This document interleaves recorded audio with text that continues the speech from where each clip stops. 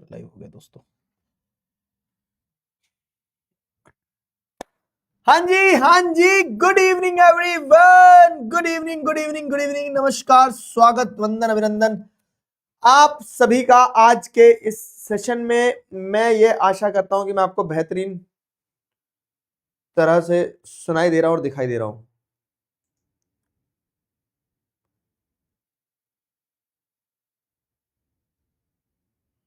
चलो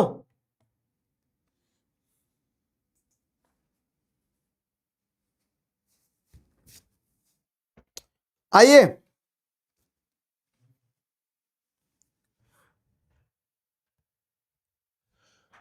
चलिए चलिए चलिए चलिए, एक सेकंड देना मुझे बस। हाँ, एक थोड़ा सा मुझे इधर ऐप पे कुछ इशू दिख रहा है। हम्म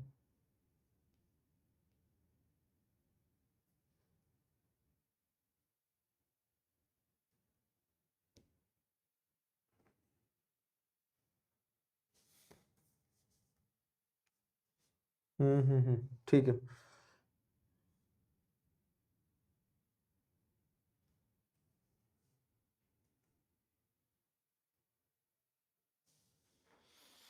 welcome welcome welcome to this session. Am I audible and visible to you guys? बताओ, जल्दी से बताइए, क्या मैं आपको बेहतरीन तरह से दिखाई और सुनाई दे रहा हूं?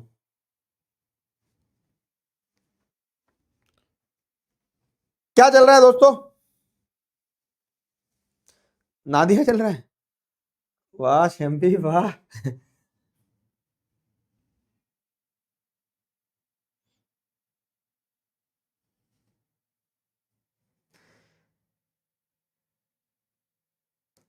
कल पेपर है किस चीज का? कौन सा पेपर चालू होगा?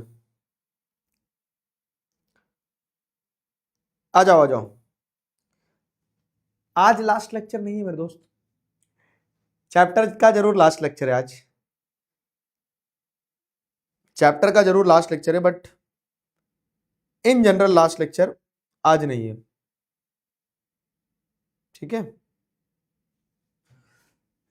आइए।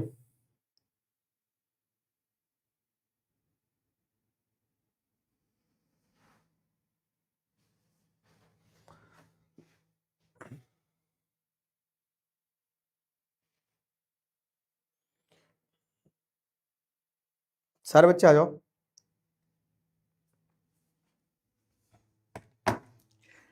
चलो भाई, मैन्युफैक्चरिंग इंडस्ट्रीज। मैन्युफैक्चरिंग इंडस्ट्रीज की अगर हम बात करें तो मैन्युफैक्चरिंग इंडस्ट्रीज, मैन्युफैक्चरिंग इंडस्ट्रीज बड़ा प्यारा चैप्टर है, दुलारा चैप्टर है, मस्त चैप्टर है ना?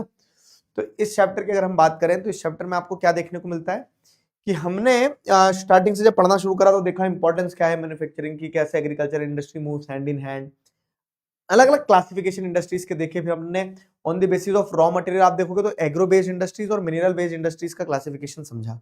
अब एग्रो बेस्ड और मिनरल बेस्ड दो तरह की जो इंडस्ट्रीज है, तो इन दो तरह की इंडस्ट्रीज में आपको क्या देखने को मिलता है एग्रो बेस्ड और मिनरल बेस्ड इंडस्ट्रीज में, कि एग्रो बेस्ड इंडस्ट्री वो इंडस्ट्रीज होती है जिनमें रॉ मटेरियल कहां से मिलता है? एग्रीकल्चर सेक्टर से रॉ मटेरियल मिलता है ना? एग्रो बेस्ड इंडस्ट्रीज होगी। और मिनरल बेस्ड इंडस्ट्रीज वो इंडस्ट्री होती है जिनको रॉ मटेरियल कहां से मिलता है?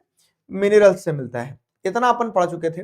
तो जैसे iron steel industry, aluminium smelting, chemical industry, fertiliser industry और एल्यूमिनियम, हाँ, chemical fertiliser, cement industry, automobile information communication and electronic industry, ये सारी मिनरल बेस्ड इंडस्ट्री थी। फिर ये सारी इंडस्ट्रीज मिलके क्या करती हैं? लेकिन पॉल्यूशन करती है। ठीक है, तो सारी इंडस्ट्रीज मिलके पॉल्यूशन करती है। और पॉल्यूशन भी अलग अलग तरह के होते हैं। तो अपन ने एयर पॉल्यूशन एक पढ़ चुके थे कल की क्लास में, जिसमें अपन ने देखा कि हवा के अंदर जो पर्टिकुलेट मटेरियल फैल जाते हैं, जो क्या करते हैं, पॉल्यूशन का एक बहुत बड़ा रीजन बनते हैं, वो वहां तक अपन पढ़ चुके थे। क्लियर है? वहां तक अपन पढ़ चुके थे। अब अपन बढ़ रहे हैं यहां से आगे। फाइन, अब अपन बढ़ रहे हैं यहां से आगे। चलो आगे बढ़ा जाए।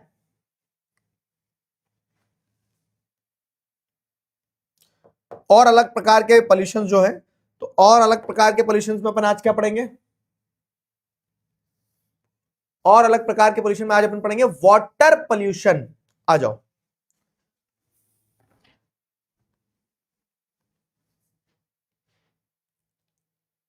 15 से प्री बोर्ड है, बढ़िया। आज वेलकम क्यों नहीं किया सर आपने? आज अच्छे से गुलू गुलू क्यों नहीं किया? ठीक है, और क्या कर दूं बताओ? तुम बोल दो बस, आज क्या कर दूं मैं?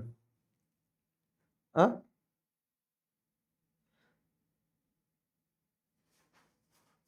बोलो बोलो।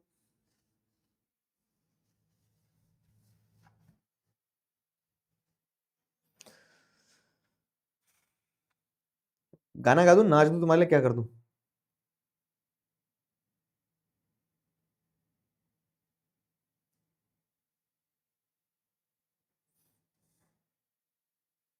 नागराज से मिलवा दो। नागराज तुम्हारे गले में डाल दूंगा। गन दिखा दो, चलो लो गन दिखा दो।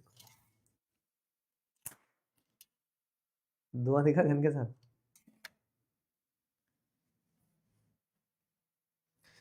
खुशी चहल, क्या चाहिए बेटा ये बताओ?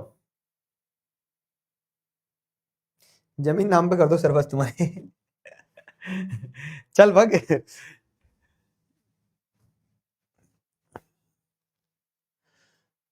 वाटर पोल्यूशन से शुरू करते हैं। ऐसा नहीं होता हैवी हो जाता है आदमी? क्यों? क्योंकि उसे दिख रहा होता है कि समय आ गया, तो समय नजदीक आ गया है बहुत। बस वही है, और कुछ नहीं है।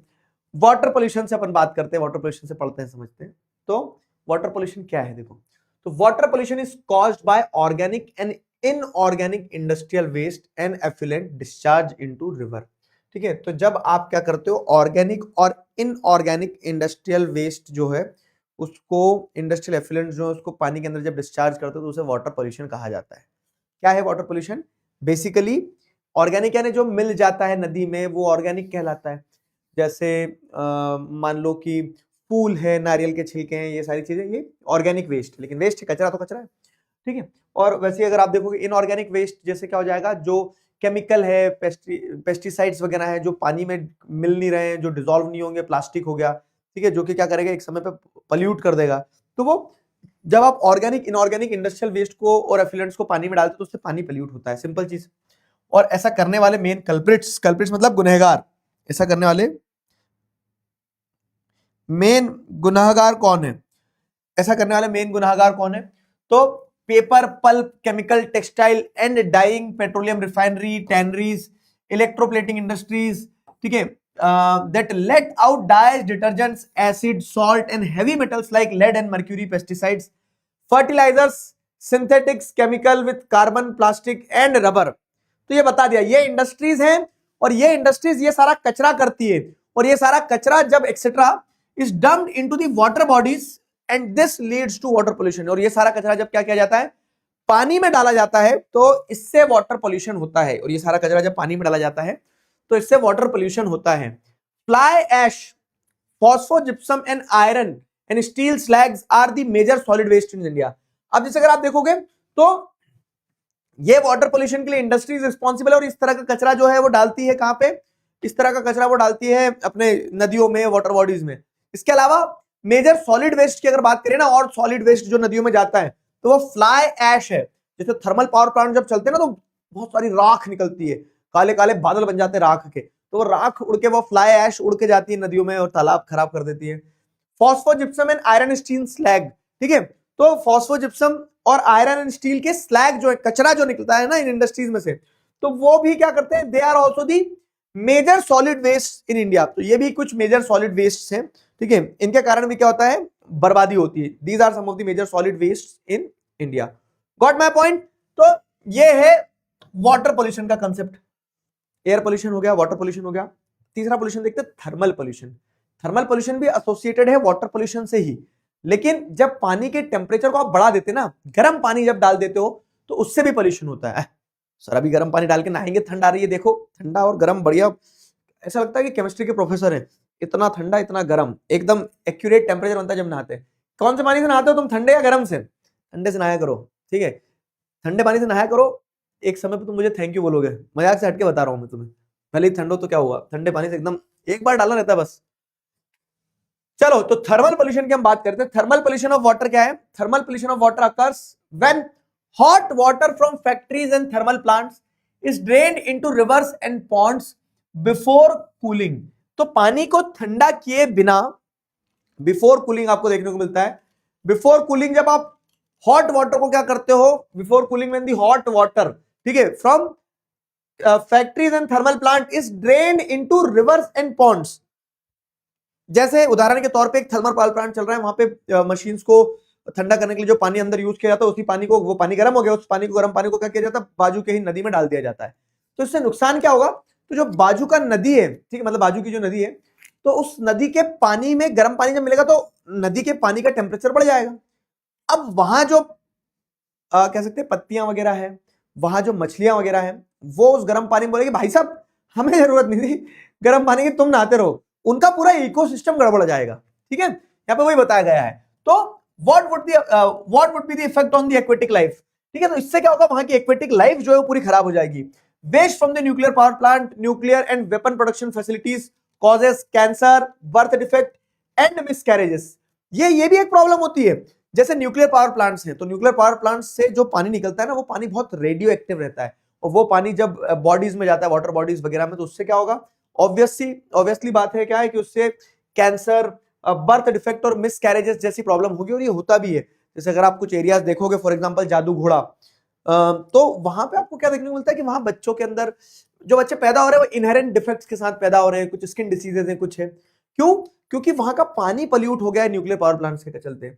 Soil and water pollution are closely related. तो अगर आप क्या करो, जैसे मैं क्या बचपन में सोचता था, इतना कचरा है दुनिया में, ठीक है, इतना कचरा है दुनिया में, क्यों ना एक बहुत बड़ा गड्ढा खोदा जाए। बताना कितने लोग ऐसे ही सोचते हैं, क्यों ना इतना बड़ा गड्ढा खोदा जाए और पूरी दुनिया का कचरा उसी गड्ढे में डाल दिया जाए, और ऊपर से उस कचरे के ऊपर फिर वापस मिट्टी डाल दो, बहुत सारी मिट्टी डाल दो, आधा खाली रख के आधी मिट्टी डाल दो, आधे में कचरा दबा दो, तो अब वो जमीन हमारे इस्तेमाल में आ जाएगी। व्हाट एन आइडिया सर जी। कैसा, ऐसा कितने बच्चों ने सोचा है?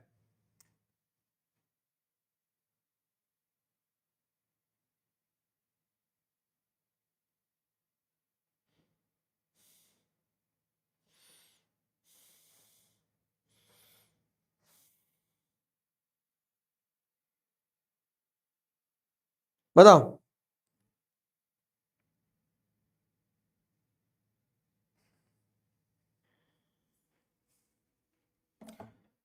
अबे मैं इंपॉर्टेंट चीज बता रहा हूं, और ये नो नट्स नवंबर, पता तुझे नो नट्स नवंबर।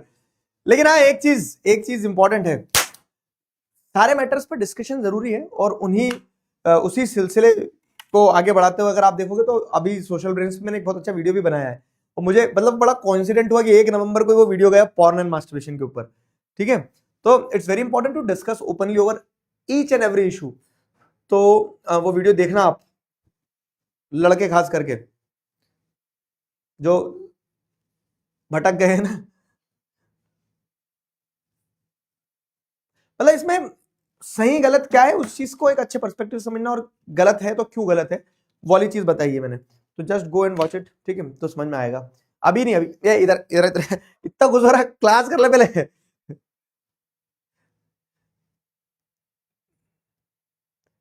ठीक है, मैं पढ़ा रहा हूं उसमें, गजब यार। चलो, तो अब जैसे आगे देखोगे तो क्या चीज है, अगर आप देखोगे तो सॉइल और वाटर पोल्यूशन जो मैं लिख रहा हूं वो कैसे क्लोजली रिलेटेड है, तो ऐसे क्लोजली रिलेटेड है। कैसे? कि जैसे अगर आप मान रहे हो कि ये सॉइल थी, इस सॉइल पे अगर मान लो आपने वो गड्ढा कर भी दिया, और गड्ढा नहीं भी कर रहे हो तो भी, अगर ऊपर भी कचरा पटक दिया या फिर गड्ढे के अंदर भी कचरा पटक दिया, ठीक है, ये कचरा पटक दिया, तो अब क्या होगा, ये कचरा यहाँ पे पड़ा हुआ है, और जब बारिश होगी तो बारिश होने से क्या होगा, बारिश होने से कचरे में पानी मिल जाएगा, पानी मिल गया कचरे में। अब यही पानी क्या करेगा, नीचे परकोलेट करेगा। तो अभी कचरा गंदा था, कचरे के अंदर के जो गंदे एलिमेंट्स हैं, केमिकल्स हैं, वो भी क्या करेंगे, इस पानी के साथ में सॉइल के अंदर एलिमिनेट हो जाएंगे, सॉइल के अंदर पेनिट्रेट हो जाएंगे, एक तरह से मिक्स हो जाएंगे। तो अब ये सॉइल के अंदर अंदर अंदर जाते जाते जाते क्या होगा, नीचे जो वाटर टेबल है, ठीक है, वाटर टेबल है, तो वाटर टेबल में जो पानी है उस पानी को भी खराब कर देंगे।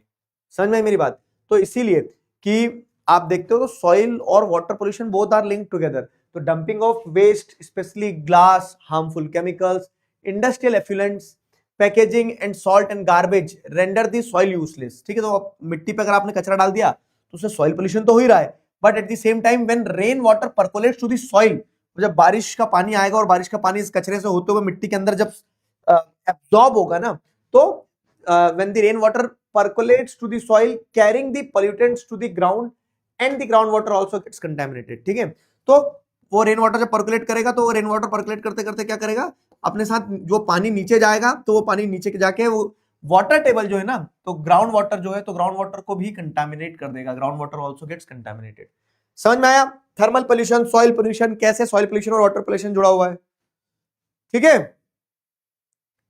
समझ में आया?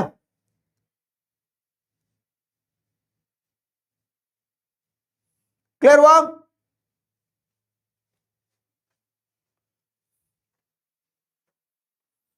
क्लियर हो गया?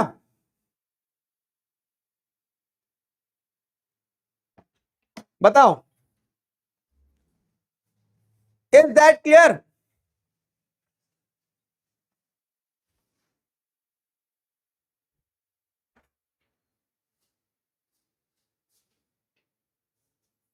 चलो,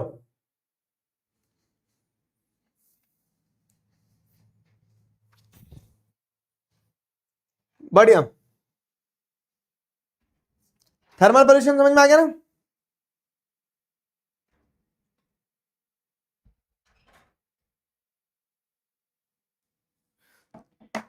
अब थर्मल पोल्यूशन के बाद में अगली चीज पे आते हैं अपन, नॉइस पोल्यूशन पे।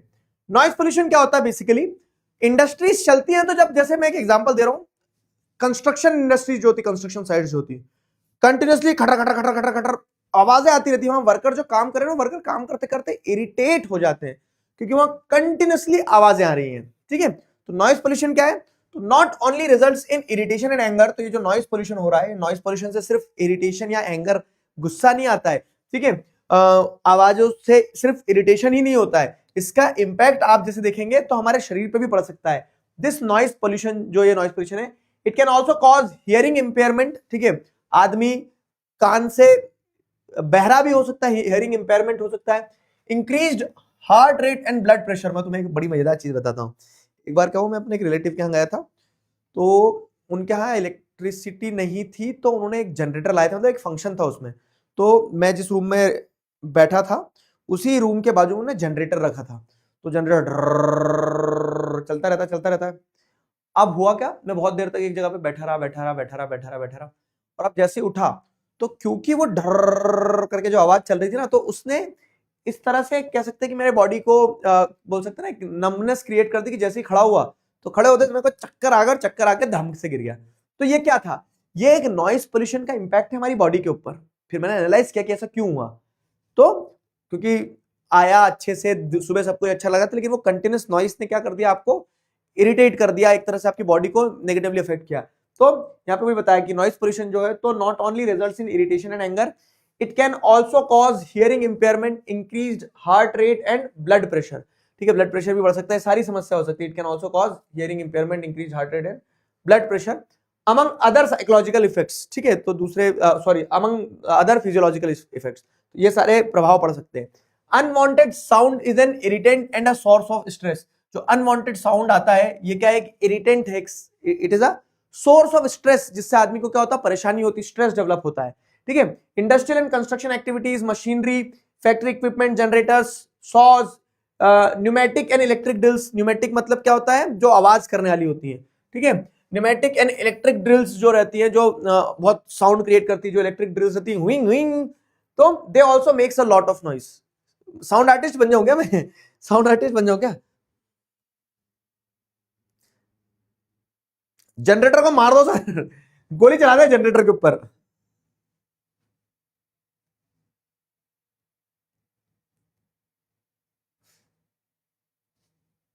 ठीक है,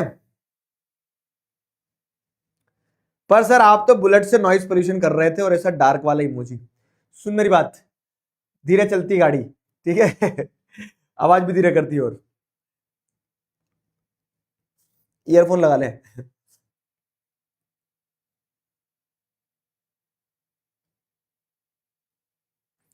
समझ में आया? क्लियर हो गया? तो अपन ने सारे नॉइज पोल्यूशन, सारे पोल्यूशन देख लिए।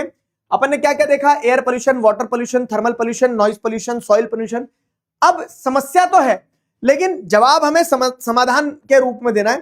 तो समस्या है, और इस समस्या का समाधान क्या है कि how can we control environmental degradation. Environmental degradation को आप कंट्रोल कैसे कर सकते हो, कैसे आप इन्वायरमेंट को डिग्रेड होने से बचा सकते हो, वो इसका समाधान, इस पे बात करते हैं। How can we control environmental degradation. तो every little every liter of wastewater discharged by our industry pollutes 8 times the quantity of fresh water। 1 litre खराब पानी अगर आप डालोगे नदी में, तो 1 लीटर खराब पानी 8 लीटर अच्छे पानी को बर्बाद कर देगा। 1 लीटर खराब पानी 8 लीटर अच्छे पानी को बर्बाद कर देगा। How can the industrial pollution of fresh water be reduce. तो आप इस फ्रेश वाटर के इंडस्ट्रियल पोल्यूशन को कैसे रिड्यूस कर सकते हो, this is the question. Industrial pollution की अगर हम बात करें तो इंडस्ट्रियल पोल्यूशन में आप जैसे देखेंगे कि इंडस्ट्रियल पोल्यूशन से आप देखेंगे अलग अलग तरह के पोल्यूशन होते हैं। अब सवाल ये है कि आप इस समस्या है, लेकिन उस समस्या को समाधान कैसे निकाल सकते हो। सम सजेशंस आर, तो कुछ सजेशन जो दिए गए हैं वो सजेशन यहाँ पे ये दिए गए हैं कुछ सजेशन। जैसे पहला सजेशन क्या है, minimising use water for processing by reusing and recycling it in 2 और मोर सक्सेसिव स्टेज। आप सबसे पहले तो क्या करेंगे, you can minimise the use of water by recycling and reusing. Recycling and reusing क्या होता है, तो जब पानी को आप रिसाइकल करते हो, रिसाइकल कैसे कर सकते हैं पानी को, तो जैसे अगर आप देखेंगे ना, तो छत पे पानी गिर रहा है, तो उस पानी को आपने मतलब रीयूज करना है। तो छत पे जो पानी आ रहा था उसके नीचे आपने बर्तन रख दिए, उन बर्तनों में पानी भर गया वो, और फिर उस पानी से गाड़ियां धो दी, तो आपने पानी को रीयूज कर लिया। आपकी छत भी साफ हो गई उसमें बारिश के पानी में, और आपने गाड़ियां भी धो ली उससे। तो ऐसे रिसाइकल करो, रीयूज करो। Harvesting of rain water to meet water requirements, ये मिक्स आंसर है। Mix answer in the sense कि इसमें आपको एयर पोल्यूशन, वाटर पोल्यूशन सबको कंट्रोल करने के तरीके बताए गए हैं। तो दूसरा तरीका बताया गया है कि harvesting of rain water to meet water requirement. तो जो छत पे पानी गिर रहा है उस पानी को आपने अंडरग्राउंड टैंक्स वगैरह में स्टोर कर लिया, तो रेन वाटर हार्वेस्टिंग जो अपन ने पढ़ के भी आए हैं। तो ये वाटर पोल्यूशन को चेक करने की टेक्निक बताई जा रही है, ठीक है, कि how can we check water pollution. अबे नीचे आ जाओ,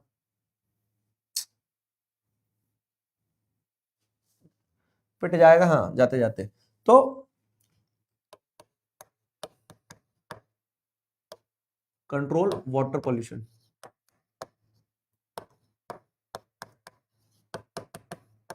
वाटर पोल्यूशन को कंट्रोल करना, ठीक है। Treating hot water and effluents before releasing them in rivers and ponds, ठीक है। तो हॉट वाटर एंड एफ्लुएंट्स जो है, जो जैसे मान लो कि थर्मल पोल्यूशन कैसे होता है कि जब आप गर्म पानी छोड़ दे रहे हो, तो आप गर्म पानी छोड़ो ही मत अंदर, उसमें आप क्या करो, उस गर्म पानी को पहले ही ट्रीट कर लो, उसको वर्ल करवा लो, कुछ भी करवा लो और ठंडा करवा लो। जैसे बहुत सारी इंडस्ट्रीज में ऐसा होता है कि वो पानी को सीधे डंप करने से पहले उसको एक बड़े से रूट के थ्रू घुमाते हैं ताकि वो पानी ठंडा हो जाए, ठीक है। Treatment of industrial effluents can be done in 3 phase. और जो इंडस्ट्रीज से वेस्ट आता है, उस इंडस्ट्री से निकले हुए वेस्ट को आप 3 स्टेजेस में ट्रीट कर सकते हो। 3 स्टेप ट्रीटमेंट फॉर्मूला क्या है, सबसे पहला है प्राइमरी ट्रीटमेंट। तो प्राइमरी ट्रीटमेंट क्या होता है कि आप मशीन्स का इस्तेमाल करो, जैसे स्क्रीनिंग कर दो, ग्राइंडिंग कर दो, फ्लोकेशन एंड सेडिमेंटेशन कर दो। तो आपने पानी को क्या कर लिया, स्क्रीन कर लिया, पानी को आपने एक तरह से स्टिल छोड़ दिया, तो उसके अंदर नीचे जो सेडिमेंट्स है वो बैठ जाएंगे, सेडिमेंटेशन हो जाएगा, ठीक है। तो ये वाला एक स्टेप हो गया। 3 step in treating industrial effluent में प्राइमरी स्टेज होता है कि आप मैकेनिकल तरीके से उसको पानी को साफ कर लो। दूसरा स्टेज होता है बायोलॉजिकल प्रोसेस से, मतलब उसके पानी के नेचर को आप चेंज कर दो। जैसे एक एग्जांपल दे रहा हूं, क्या देखा होगा तुमने कि कुछ कुछ ऐसे एल्गे वगैरह आते हैं जिन एल्गीज को अगर छोड़ दिया जाता पानी में, तो वो एल्गीज क्या करती है, वहां की इंप्योरिटीज पानी की खा जाती है, ठीक है। मतलब वो प्लांट्स रहते हैं जो इंप्योरिटीज को एब्जॉर्ब कर लेते हैं। तो सेकेंडरी स्टेप क्या है, सेकेंडरी ट्रीटमेंट क्या, बायोलॉजिकल प्रोसेस अपनाओ। प्राइमरी है मैकेनिकल मेथड अडॉप्ट करो, सेकेंडरी आप बायोलॉजिकल प्रोसेस अडॉप्ट करो, और टर्शरी क्या है, treatment bye biological, chemical and physical process. जो बन पड़े उस तरीके से बस पानी साफ कर दो। तो जैसे आप देखते हैं क्लोरीन मिला दिया जाता है पानी साफ करने के लिए, पूल वूल में क्लोरीन रहता है, ध्यान आ रहा है। तो थर्ड स्टेज जो टर्शरी ट्रीटमेंट है वो है biological, chemical, physical processes. This involves recycling of waste water also. तो जो खराब पानी है उस वेस्ट वाटर को रिसाइकल करके भी आप क्या कर सकते हो, वेस्ट वाटर को रिसाइकल करके भी यूज कर सकते हो। तो ये कहानी है पूरी। वाटर पोल्यूशन को चेक करने की टेक्निक, निंजा टेक्निक, समझ में आ गई, बताओ।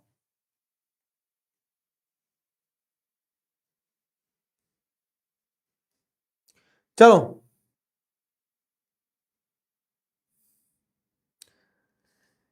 रिसाइकलिंग ऑफ वेस्ट वाटर मतलब जो खराब पानी है, जैसे आपने देखा होगा ना, फिल्टर में क्या होता है, फिल्टर में खराब पानी डालते हैं और अच्छा पानी निकालते हैं, तो वो खराब पानी का आपने रिसाइकल कर दिया। क्लियर हुआ?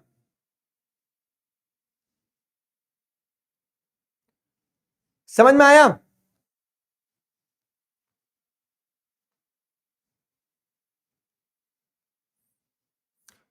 आप चिल्ला चिल्ला कर क्यों पढ़ाते हो? अबे चिल्ला चिल्ला कर पढ़ा के नहीं बोलते, एनर्जी से पढ़ाना बोलते हैं। क्लियर हुआ? आज छोड़ दो सर, कल पढ़ाना। मतलब ये क्लासेस चलती रहे। हाँ, ऐसा लग रहा है क्या तुम्हें? क्लासेस चलती रहे चलती रहे चलती रहे, क्यों मेरे दोस्त? यार यही तो दस्तूर है जीवन का, कि कुछ शुरू होगा तो उसे खत्म होना होगा, वो खत्म होगा तभी कुछ नया शुरू हो पाएगा, है?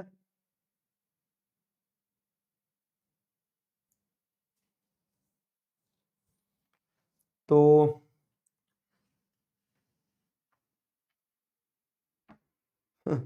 हाँ बोल रहे, देखा शर्म भी नहीं आ रही, पढ़ लो चुपचाप, चैप्टर कंप्लीट होने वाला है। तो अपन ने वाटर पोल्यूशन को चेक करने की टेक्निक पढ़ी, वाटर पोल्यूशन को चेक करने की टेक्निक पढ़ी अपने, वाटर हार्वेस्टिंग हो गया। वाटर हार्वेस्टिंग के बाद में आपने क्या देखा, मिनिमाइज करना वाटर को बाय प्रोसेसिंग, रीयूजिंग, रिसाइकलिंग वाली चीज हो गई है। प्राइमरी सेकेंडरी टर्शरी ट्रीटमेंट करना, ये अपने एक चीज देख लिए।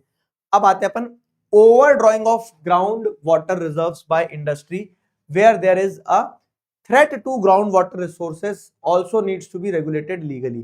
ठीक है, जहां पे आपको क्या देखने को मिलता है कि पानी को ओवर ड्रॉ किया जा रहा है, ग्राउंड वाटर को ओवर ड्रॉ करना मतलब पंप किया जा रहा है, तो वहां पे हमें क्या करना होगा, इस चीज को समझना होगा और over drawing of ground water को बंद करना होगा। Particulate matter in the air can be reduce by fitting smoke stacks. अब वाटर पोल्यूशन खत्म हो गया, अब यहां से एयर पोल्यूशन चालू हुआ, यहां से एयर पोल्यूशन चालू हुआ।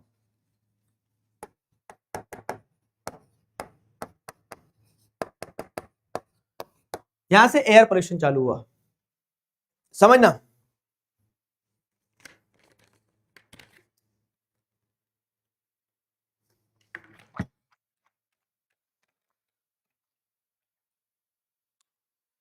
एयर पोल्यूशन, हवा में जो पार्टिकुलेट मटेरियल है उनको आप कैसे चेक करोगे, कैसे कंट्रोल करोगे? तो सिंपल चीज है, अलग अलग टेक्निक्स, अलग अलग प्रोसेसेस है। तो particulate matter in the air, particulate matter in the air can be reduced by fitting smoke stacks to the factories with electrostatic precipitator, fabric filter, scrubbers and inertial separators. 4-5 नाम आ गए और ये 4-5 नाम तुम्हें डराएंगे। अब तो इसके लिए मैं तुम्हें चारों नाम, पांचों नाम एक बार में समझा देता हूँ।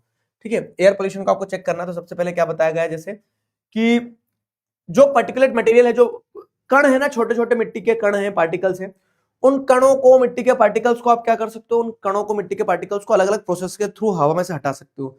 तो सबसे पहले क्या है, स्मोक स्टैक्स जो होती है ना, जैसे फैक्ट्री होती है, फैक्ट्री के ऊपर जो पाइप्स होते हैं ऐसे स्मोक स्टैक्स, इनमें से धुआं निकलता है, तो इन स्मोक स्टैक्स के ऊपर क्या लगाया जाए, इलेक्ट्रोस्टैटिक प्रेसिपिटेटर लगाया जाए। इलेक्ट्रोस्टैटिक प्रेसिपिटेटर क्या होते हैं भाई साहब? इलेक्ट्रोस्टैटिक प्रेसिपिटेटर मैं समझाता हूं यार, इसको मिटा देना यहां से। ठीक है, ये वाला जो हिस्सा है ये एयर पोल्यूशन का है।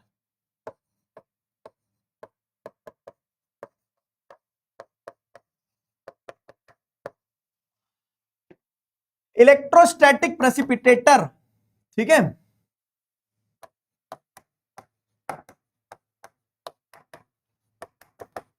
Electrostatic precipitator.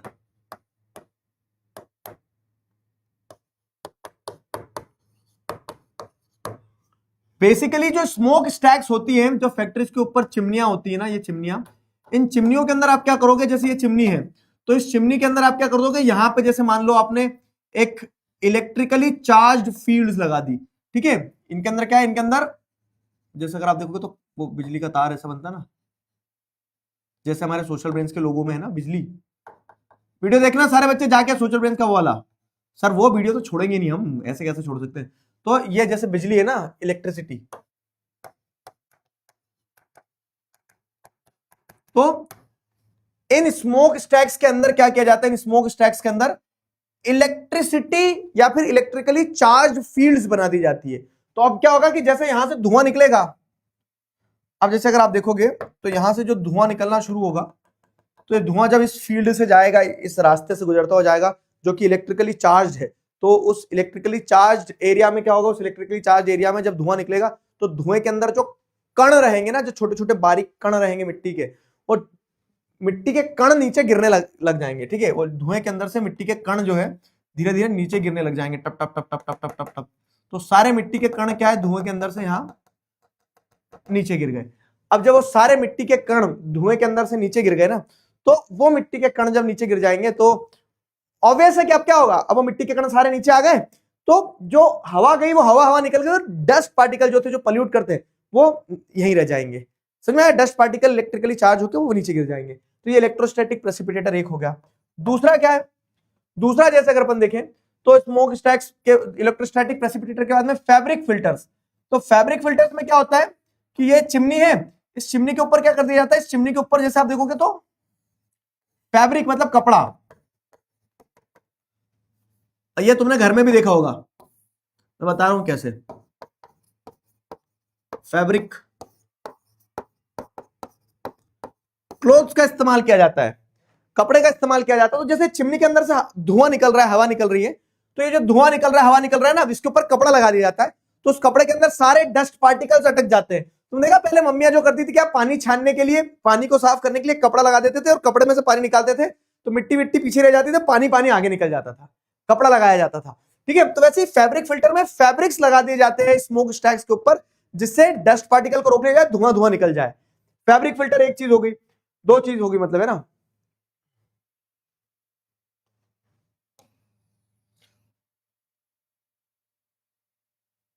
चलो अब इसके बाद में क्या है, इलेक्ट्रोस्टैटिक प्रेसिपिटेटर हो गया, फैब्रिक फिल्टर हो गया, स्क्रबर्स तीसरा है, तीसरा है स्क्रबर्स, ठीक है, तीसरा है स्क्रबर्स।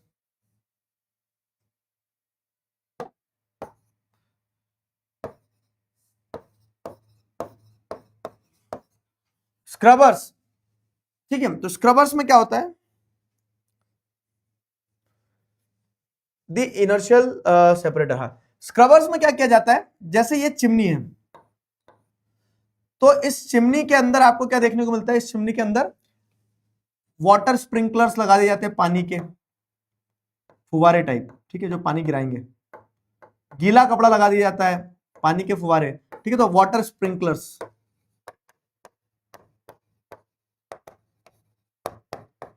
वाटर स्प्रिंकलर्स लगा दिए जाते हैं। तो अब जब हवा निकलेगी ना, तो वो जैसे आप देखना ऐसा होता है कि एक मिट्टी का जो कण रहता है, वो मिट्टी का कण जो है, तो अगर ऐसी पानी की फुवार चल रही है और धूल डालोगे, तो धूल क्या करेगा, पानी की फुवार को अपने अराउंड कैप्चर करेगा और भारी हो जाएगा, भारी होकर गिर जाएगा नीचे, ठीक है।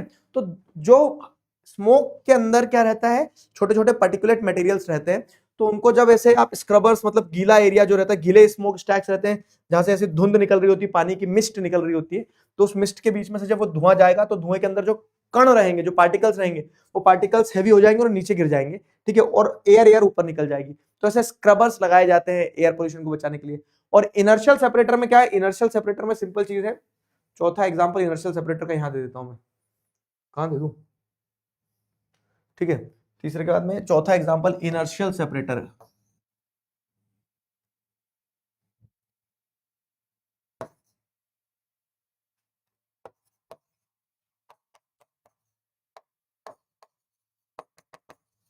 इनर्शियल सेपरेटर,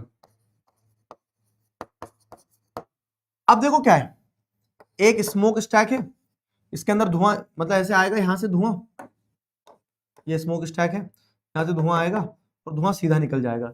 लेकिन अगर आपने क्या करा, इस स्मोक स्टैक के अंदर धुएं को निकलने से पहले इधर से धुआं आया, फिर ये धुआं ऐसा गया, फिर ये धुआं ऐसा गया, फिर ये धुआं ऐसा गया, ठीक है, फिर इस धुएं में आपने देखा कि ऐसा कुछ करके, ऐसा करके स्मोक स्टैक बना दिया।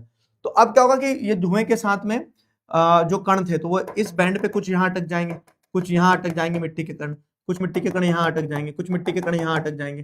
तो आपने इनर्शिया तोड़ दिया, बार बार बार बार हवा का इधर उधर उधर करके, वो जो इनर्शिया तोड़ा, तो उससे इनर्शियल सेपरेटर जो रहेगा, उस इनर्शियल सेपरेटर से आपने क्या कर दिया, जो उसका इनर्शिया था पार्टिकल्स का, ठीक है, वो समझ में आ रहा है, कुछ समझ में आया।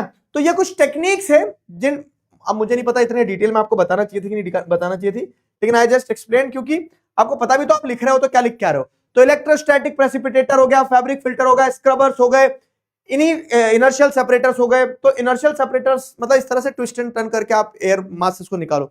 तो ये स्मोक स्टैक्स के साथ में ये सारी चीजें की जानी चाहिए जिससे आप एयर पोल्यूशन को बचा सकते हो।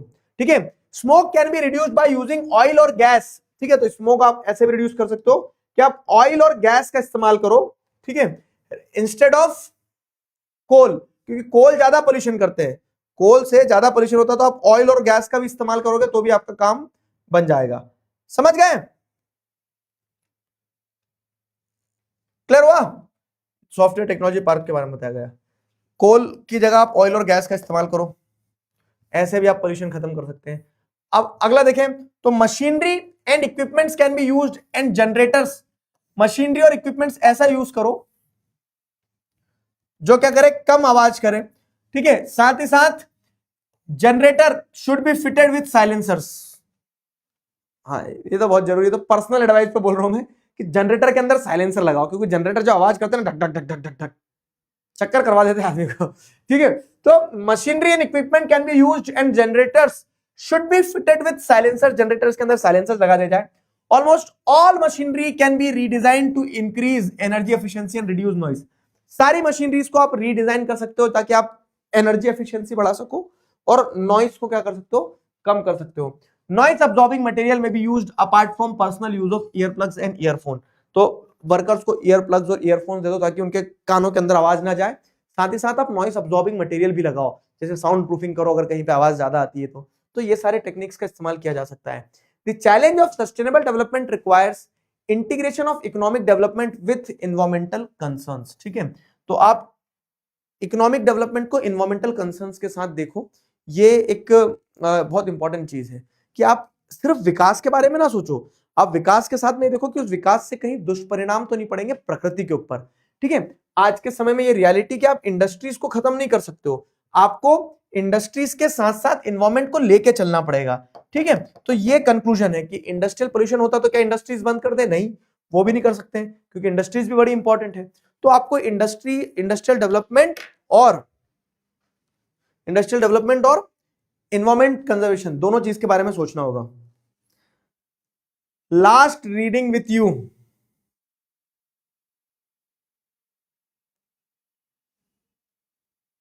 क्लियर हुआ?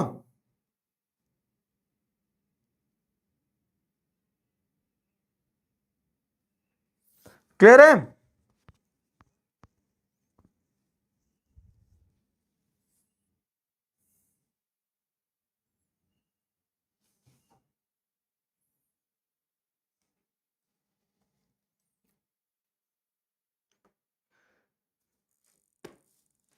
आयुष चंद्रवंशी बेटा क्यों स्पैम कर रहे हो?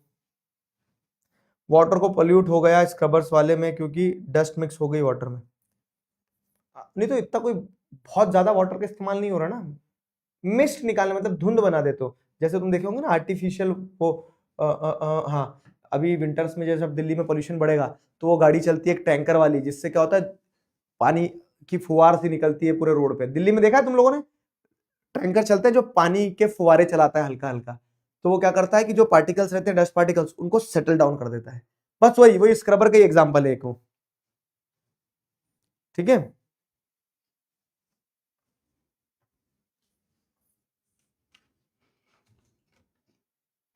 नोट्स में थोड़ा सा कुछ कुछ अपडेशन है, वो अपडेशन करके एक साथ आएंगे सारे नोट्स। ठीक है,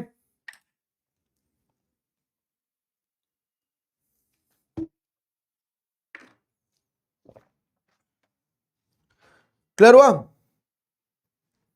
मैप कल करेंगे।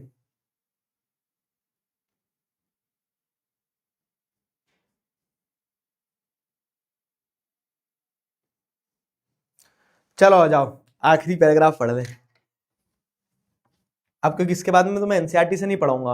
अब है मैं शॉर्ट, एकदम शॉर्ट क्रिस्प कंटेंट, एक क्लास में एक चैप्टर खत्म, शॉर्ट में रिवीजन करवाने वाली चीज होती है। अब एनसीईआरटी बाय होने वाली इसके बाद दोस्तों। जो एनसीईआरटी तुम्हें एक समय पे ऐसी लगती थी ना, अरे यार एनसीईआरटी पढ़ना पड़ेगी, याद मेरी आओगी तो पता लगेगा एनसीईआरटी, ऐसा गाना गाएगी तुम्हारे लिए। एनटीपीसी शोज दी वे। तो देखो इंडस्ट्रीज को भी ग्रो करना है, ये भी इंपॉर्टेंट है, लेकिन आप ये भी नहीं बोल सकते हो कि इन्वायरमेंट डिग्रेडेशन होने दो बहुत सारा। तो आपको एक बैलेंस बनाना होगा कि आप इंडस्ट्रीज भी ग्रो कर लो और इन्वायरमेंट को भी बचा लो। तो वो कैसे हो सकता है, तो उसका एक एग्जांपल एनटीपीसी ने दिया है, नेशनल थर्मल पावर प्लांट जो है, ठीक है, national thermal power plant corporation जो है। एनटीपीसी क्या है, ये सरकार के द्वारा जो बिजली बनाई जाती है ना, NTPC is a government organisation, national thermal power plant corporation जो है, तो सरकार जो बिजली बनाने का काम करती है ना थर्मल पावर प्लांट कोल से, ये वो है। तो एनटीपीसी के प्लांट्स जैसे देखोगे तो कंट्री में अलग अलग जगह है, जैसे यहाँ पे आप देखोगे तो ये रामागुंडम का एनटीपीसी प्लांट जो है, नेशनल थर्मल पावर प्लांट, उसका एक फोटो दिया गया रामागुंडम का। तो जहां जहां कोयले से बिजली बनती है वो, तो एनटीपीसी ने क्या है ना, जैसे आप देखोगे तो इसको एक आईएसओ सर्टिफिकेशन मिला है for EMS, environment management system के लिए। एनटीपीसी को एक क्या मिला है, एक आईएसओ सर्टिफिकेशन मिला है, इन्वायरमेंट मैनेजमेंट सिस्टम के लिए एक सर्टिफिकेशन मिला है, और उसका सर्टिफिकेशन नंबर क्या है 14001। तो क्यों दिया इसको, इन्वायरमेंट मैनेजमेंट सिस्टम के लिए क्यों सर्टिफिकेट दिया, तो उसने ऐसा काम किया, एनटीपीसी ने क्या काम किया देखो। तो the corporation has proactive approach, the corporation has a proactive approach for preserving the natural environment and resources like water, oil and gas and fuels in places where it is setting up power plants. It has been possible through. तो factory लग रही है, लेकिन factory लगने के साथ साथ में इस फैक्ट्री ने, इस कॉर्पोरेशन ने जो प्लांट्स लगते हैं ना थर्मल पावर प्लांट, उन थर्मल पावर प्लांट के आसपास के पानी को, ऑयल को, नेचुरल रिसोर्सेज को उन्होंने बचाया है।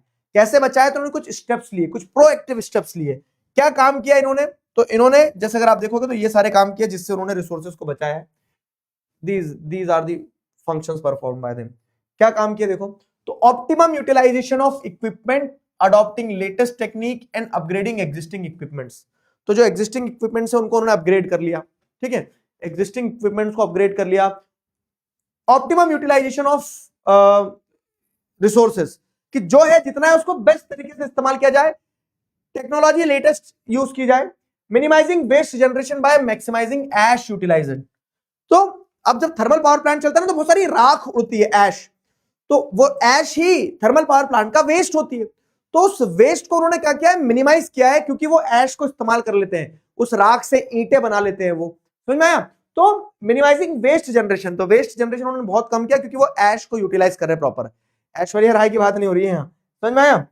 अगला, providing green belt for nurturing ecological balance. तो जो इकोलॉजिकल बैलेंस है ना, कि भैया अब हम तो पॉल्यूशन तो कर ही रहे हैं, लेकिन उस पॉल्यूशन के बदले में हम क्या कर रहे हैं, पेड़ लगा रहे हैं बहुत सारे। तो उन्होंने ग्रीन बेल्ट्स बनाए, अपने आसपास में बहुत सारे ग्रीन बेल्ट्स बनाए। Providing green belts for nurturing ecological balance and addressing the question of special purpose vehicle for afforestation.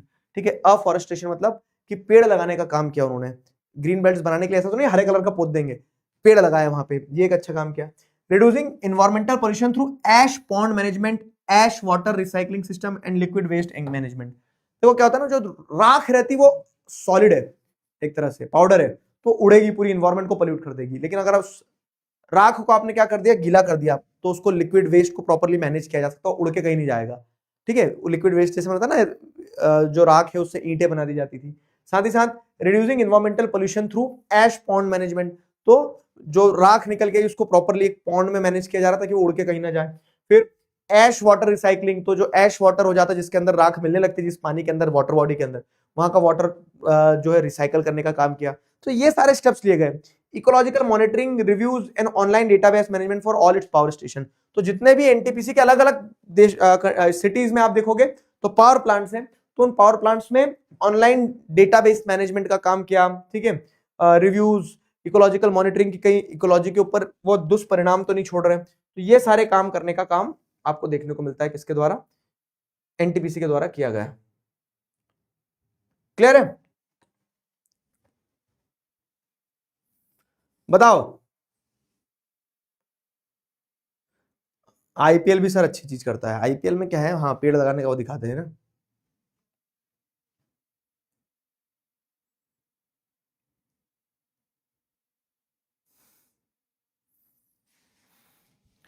Pokemon वाला ऐश पिकाचू, पिकाचू का मालिक था क्या वो?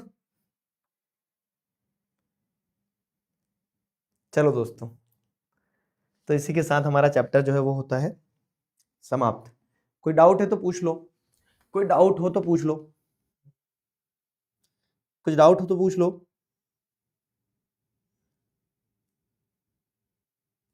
पूछ रहे हो?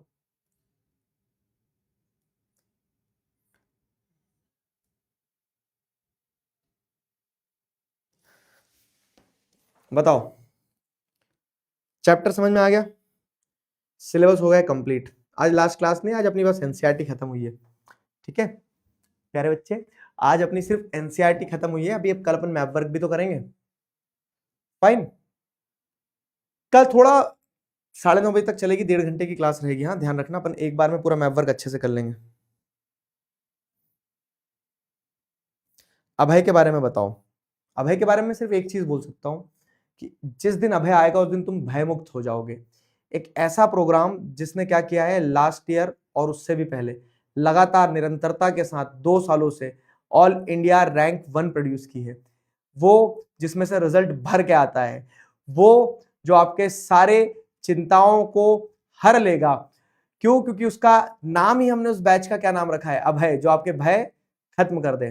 तो अभय लोडिंग सून।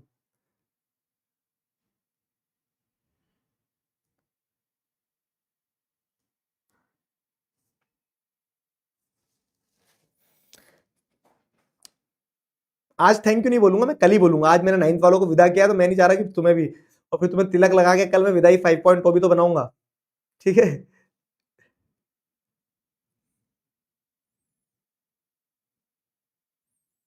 क्यों दोस्तों? कल 8 बजे क्लास है। 8 से 9:30, 1-1.5 घंटे में अपना पूरा कंप्लीट हो जाएगा मैप वर्क। ठीक है।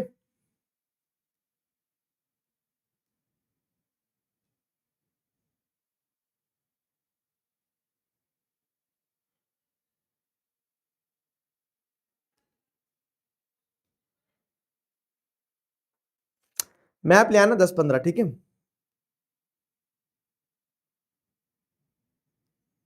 मैप ले आना 10-15।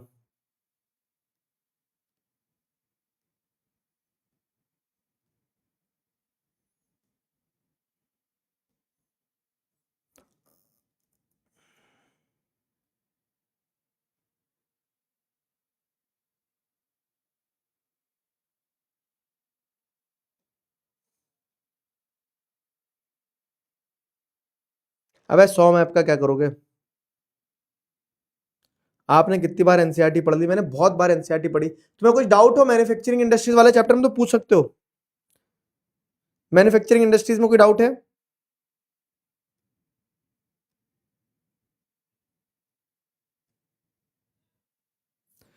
इसका फर्स्ट पॉइंट क्या कह रहा है कि optimum utilisation of equipment adopting latest technique. मतलब अब क्योंकि ये थर्मल पावर प्लांट्स हैं तो यहां से पोल्यूशन होगा ही, तो लेटेस्ट टेक्निक का इस्तेमाल करते हुए जो इक्विपमेंट्स है उनका ऑप्टिमम यूटिलाइजेशन अच्छी तरह से इस्तेमाल हो, कि ऐसा ना हो वेस्टेज हो चीजों का।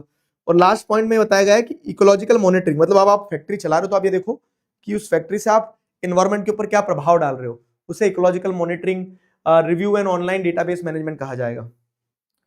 ठीक है, क्लियर हो गया?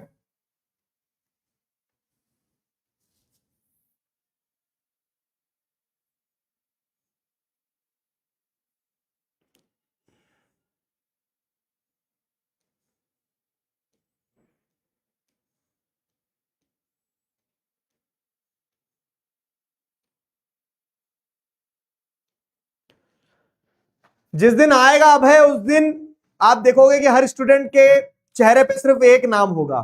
जिस दिन अभय आएगा उस दिन आपको देखने को मिलेगा कि बाकी सारे लोग देख रहे होंगे भाई साहब ये आ गया गेम चेंजिंग चीज। जिस दिन अभय आएगा उस दिन सबको पता चल जाएगा। तो आई डोंट थिंक कि मुझे यहाँ पे डेट रिवील करने की कोई जरूरत है। Just wait and watch.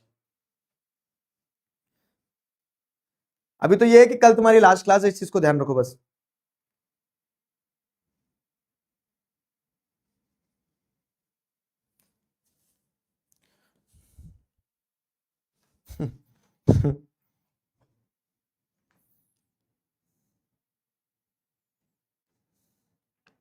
बताओ।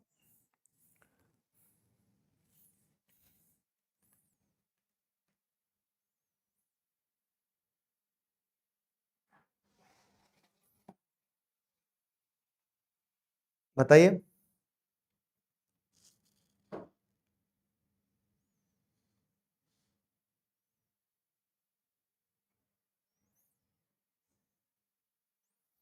अच्छा, कल 10th में साइंस और एसएसजी दोनों की साथ में लास्ट क्लास है क्या?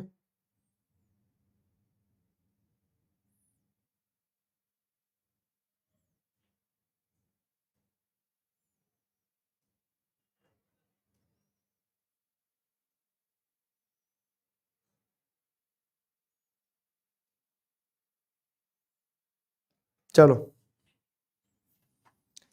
मैप 15 लेके आना, ठीक है?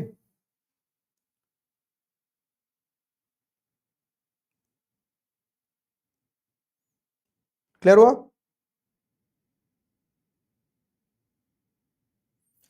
ठीक है, तो मेरे हिसाब से अब किसी का डाउट है नहीं कुछ ऐसा। चैप्टर समझ में आ गया? एक बार मैन्युफैक्चरिंग इंडस्ट्रीज फिर से रिकॉल करवा दे रहा हूँ। हमने मैन्युफैक्चरिंग इंडस्ट्रीज में मैन्युफैक्चरिंग के इंपॉर्टेंस में देखे 4-5 पॉइंटर्स की इंडस्ट्रीज जो है एग्रीकल्चर सेक्टर पे डिपेंडेंसी खत्म करती है, इंडस्ट्रीज फॉरेन एक्सचेंज ला के देती है, वैल्यू एडिशन करती है, प्रॉस्पेरिटी लाती है, इससे आप देखते हैं तो रीजनल ग्रोथ होती है, सब कुछ। और इंडस्ट्री और एग्रीकल्चर बहुत मूव्स हैंड इन हैंड, क्योंकि दोनों एक दूसरे को कॉम्प्लीमेंट और सपोर्ट करती है। इंडस्ट्रीज एग्रीकल्चर के लिए रॉ मटेरियल वगैरह, एग्रीकल्चर के लिए मशीनरी वगैरह बनाती है, और एग्रीकल्चर सेक्टर क्या करता है, रॉ मटेरियल पहुंचाता है इंडस्ट्रीज को। अब अगर आप देखोगे तो इंडस्ट्रीज के अलग अलग क्लासिफिकेशन है, अलग अलग बेसिस पे। वैसे एक जो मेजर क्लासिफिकेशन है on the basis of raw material, agro based और मिनरल बेस्ड। एग्रो बेस्ड के अंदर अपने कॉटन, शुगर और जूट इंडस्ट्रीज पढ़ा। हर इंडस्ट्री की लोकलाइजेशन के पीछे के कुछ पॉइंट्स पढ़े अपन ने, हर इंडस्ट्री के हमने कुछ चैलेंज वगैरह देखे, हो गया। फिर मिनरल बेस्ड इंडस्ट्री में अपन ने iron, steel, aluminium smelting, chemical, fertiliser, cement industry, automobile industry और information communication and electronic industries देखी। अब ये सारी इंडस्ट्रीज के क्लासिफिकेशन और टाइप्स पढ़ने के बाद में अपने देखा कि इंडस्ट्री जो है पोल्यूशन करती है, तो इन्वायरमेंटल पोल्यूशन एंड डिग्रेडेशन में अपने देखा एयर पोल्यूशन, वाटर पोल्यूशन, उसके बाद में थर्मल पोल्यूशन और नॉइज पोल्यूशन, 4 प्रकार के पोल्यूशन करती है। लेकिन समस्या पे नहीं, समाधान पे फोकस करना है। तो अपन ने देखा कि वाटर पोल्यूशन को कंजर्व करने की टेक्निक है, रीयूज करो, रिसाइकल करो, हार्वेस्टिंग करो। इंडस्ट्रियल एफ्लुएंट्स को आप 3 स्टेजेस में साफ कर सकते हो, प्राइमरी, सेकेंडरी और टर्शरी, ठीक है। उसके बाद में अपन ने देखा कि एयर पोल्यूशन को चेक करने के लिए आप क्या करो, जैसे इलेक्ट्रोस्टैटिक प्रेसिपिटेटर का, फैब्रिक फिल्टर्स का, स्क्रबर्स का, इनर्शियल सेपरेटर्स का इस्तेमाल करो। नॉइज पोल्यूशन को चेक करने के लिए आप साउंड एब्जॉर्बिंग मटेरियल का इस्तेमाल करो, ईयर प्लग्स, ईयरफोन दो, साथ ही साथ क्या है, मशीनरीज वगैरह को अपग्रेड करो। और इंडस्ट्रियल डेवलपमेंट भी जरूरी है, लेकिन आपको एनवायरमेंट को भी कंसीडर करना है, this is the point, fine. उसी के साथ साथ अगर जैसे आप देखोगे तो एक एग्जांपल जो बताता है वो है एनटीपीसी, कि कैसे कैसे आप क्या कह सकते हो कि इन्वायरमेंट को भी प्रिजर्व कर सकते हो और ग्रोथ भी कर सकते हो। तो एनटीपीसी शोज दी वे में ये बताएगा कि एनटीपीसी ने क्या किया, ठीक है। कल मैप वर्क करना है, अभी कोई खत्म नहीं हुई है क्लास, चुपचाप आ जाना, ठीक है।